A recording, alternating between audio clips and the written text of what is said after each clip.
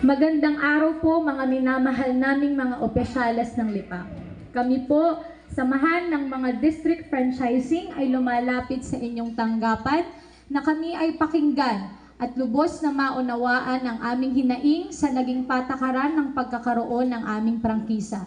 Una po sa lahat ay payagan po ninyo sana kami na makapaghatid hanggang sa loob ng palengke at sa iba pang lugar.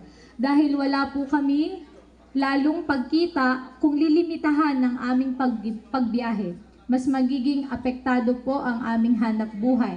Pangalawa po ay huwag niyo po sana ipagbawal na kahit pamilya po namin mismo ay hindi namin pwedeng isabay dahil kami po ay tinitiketan at hinuhuli. Hindi po ito naaayon sa amin dahil po karapatan namin na magamit din ang aming tricycle para sa aming mga pangsariling lakad. Kaya wag naman po ninyo kaming alisan ng karapatan at limitahan ng aming lugar na aming pupuntahan dahil kami po ay lehitimong taga dito sa Lipa. Batid po namin na ang inyong programang ito ay para makatulong sa aming mga tricycle drivers ng Lipa, pero dahil po sa naging ordinansa ay mas lalo lamang pong naapektuhan ang aming paghahanap buhay. Kami po ay lumalaban ng patas sa paghahanap buhay para sa aming pamilya. Kaya lubos po kaming humihingi ng inyong malawak na pangunawa para po sa aming mga hinaing. Maraming salamat po. So Mr. Chair, baka po pwede po nating matawag po ang ating committee chairperson on transport para po mabigyan liwanag ang naging problema po ng ating mga samahan ng tricycle drivers dahil nito nga lamang po nung nakaraan pong Thursday, sila daw po ay maghahatid lamang ng kanila pong anak. At nagkataon po na ang eskwelahan o paaralan po na pinapasukan po ng kanilang anak ay doon po sa kabilang distrito. Sila po ay nagpaliwanag ng maayos sa traffic enforcer, ngunit whatever it takes daw po ay sumusunod lamang din daw po sila sa ating ipinasang ordinansa. So, baka po may maling interpretation sa pagpapa-implement po ng ating ordinance. Kaya para po sa mas malinaw na eksplenasyon ay maaari ko po bang maimbitahan ng ating committee chair ng transport para po mapakinggan ang hinaing at side po ng ating mga tricycle drivers. Maraming salamat po. May we request the Chairman on Public Utilities and Transport, Honorable Merlo Silva. Thank you, Mr. Chair. Good morning. With regard to the problem of our tricycle driver na may bagong prangkisa, totoo ho na medyo nag-iiba ho yata ang interpretasyon. Ang ating nung inaprobahan during the public hearing, committee hearing, ay ang ating mga tricycle driver may kanya-kanyang distrito na kung saan sila ay doon iikot, doon sila magbibiyahe. Pero if ever it happens na sila'y maghahatid sa ibang distrito sa palengke, pwede silang pumasok but never can be passengers na pabalik. Ibig sabihin, no, ihahatid lamang.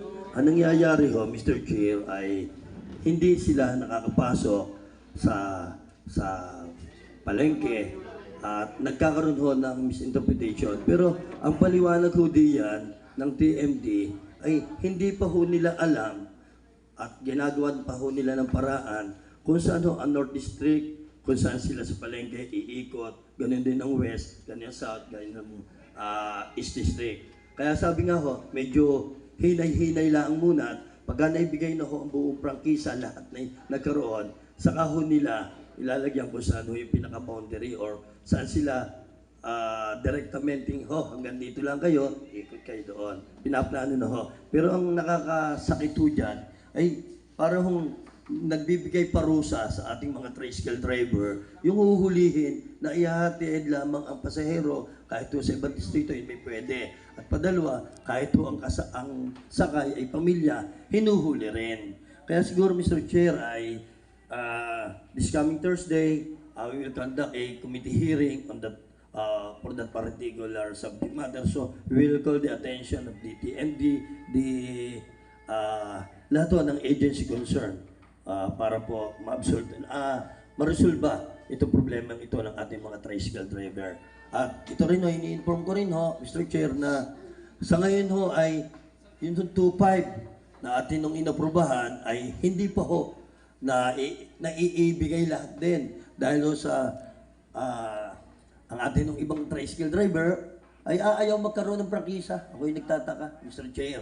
Kaya siguro, it's about time na ito rin ho ay maisama na rin ho sa pagpupulong at nang maresolba na rin. Dahil ho, pinaplano ho ng inyong abang lingkod, pagdating ho ng 2026, January 1st, dapat ho, wala ng kulurum sa lungsod Dalipa. Kaya ho, in the right time, ako ho'y magpapasa ng ordinansa na lahat ho ng penalty, lalo na sa kulurum, ay ilagay na ho natin sa maximum na 5,000 kada huli ng kulurum. Upang sa ganun, Mr. Chair, hindi na ho madagdagan pa ang pagdami ng kulurum. At padalwa, maproteksyonan ho natin ng mga tricycle driver na kumita rin naman ho. Dahil ang iniisip ho natin, kapag hindi ho natin na bigyan ho ng solusyon yan, ay marami hong taga-ibang bayan ang patuloy na magbibiyahe sa lungsod Dalipa. At dahil ho di yan, pag dumami yan, baka hindi na ho natin ma-resolve pa ang mga problema yan. Kaya ho, sa committee hearing ho, I'm inviting the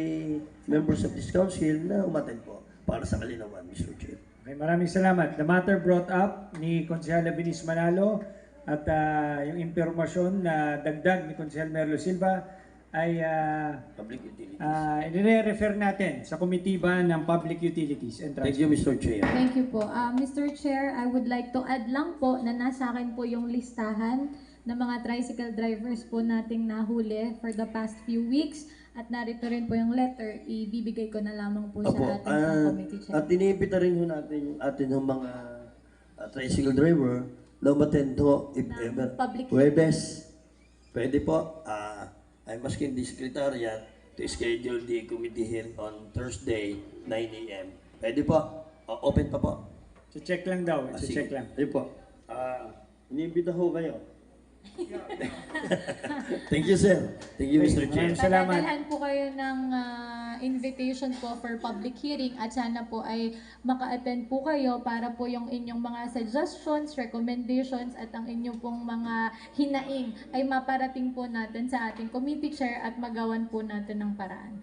Maraming salamat. Thursday.